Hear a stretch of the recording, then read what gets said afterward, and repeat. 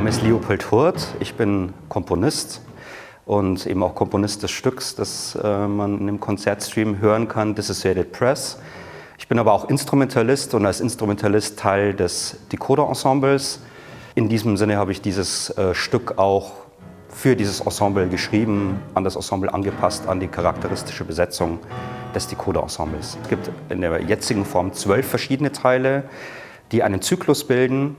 Und jeder Teil hat eine eigene Besetzung. Also es kommt keine Besetzung zweimal vor, bis auf die Ensemble-Zwischenspiele. Also es gibt Solostücke für jedes Instrument und dann gibt es Duos, in denen sich jeweils 2 Instrumente zusammenfinden und eben ein Duo aufführen, Duo bilden. Zwischen diese Teile, die solistisch sind oder eben als Duos konzipiert sind, sind dann Ensemblestücke eingestreut, die dann die volle Instrumentalbesetzung zeigen. Als Gast noch die Sprechstimme, die zum Beispiel gemeinsam mit dem Schlagzeug ein Duo bildet oder die dann auch im finalen Ensemblestück, wo dann die gesamte Besetzung erstmals komplett zu hören ist, auch eine Art Solo-Part See over spricht. the noise, but that's only a real video. I what?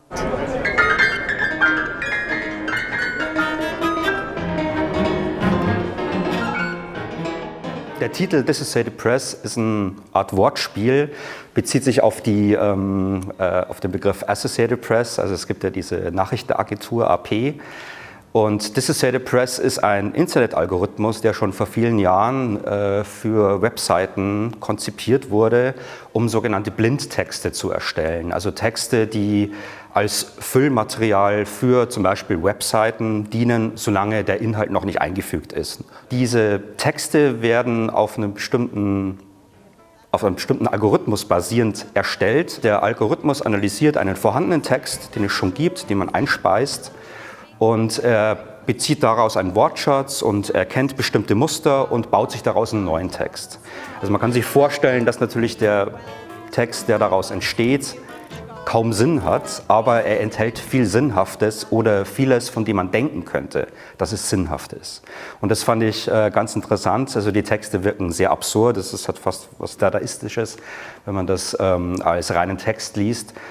In dem Zyklus Dissociated Press, musikalisch, gibt es dann eben sehr viele Remix-Formen. Also ich nehme immer ein bestimmtes Material und das wird in einer bestimmten Weise durchgeführt, aneinandergereiht, mal konsequenter, mal ein bisschen labyrinthischer.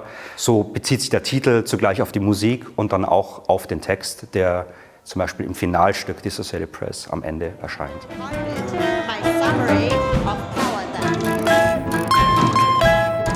Sowohl eigene Motive, die ich mir herausgezogen habe, die ich teilweise auch algorithmisch mit dem Computer erstellt habe, so Urmaterial, das ganz abstrakt ist.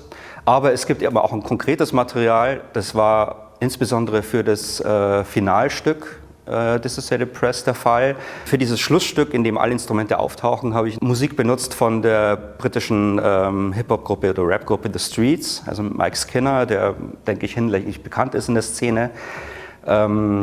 Es gibt da einen Track, der heißt Blinded by the Lights und den habe ich benutzt als eine Art, also eine Art Steinbruch. Also ich habe den Computer auch mit technischen Methoden völlig zerteilt und zertrümmert und neu zusammengesetzt, sodass man heute eigentlich in dem Stück, das ich jetzt erstellt habe, das ursprüngliche Material quasi nicht mehr erkennt.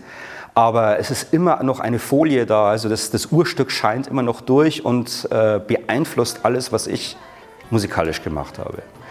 Wenn ich jetzt zum Beispiel mit so Computertechniken arbeite, dass da was entsteht, was ich selbst nie hätte jetzt schreiben wollen oder schreiben können. Also der Computer bietet mir plötzlich was an, was ich so nie erahnt hätte.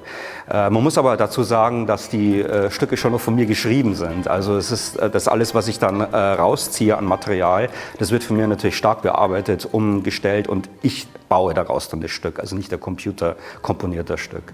Das ist schon noch ganz klar und ich denke, das erkennt man auch an der Musik, dass jetzt das keine abstrakte Aneinanderreihung von Klängen ist, sondern das hat schon noch dann wieder was zutiefst Menschliches und was, ich denke, auch sehr körperlich Erfahrbares.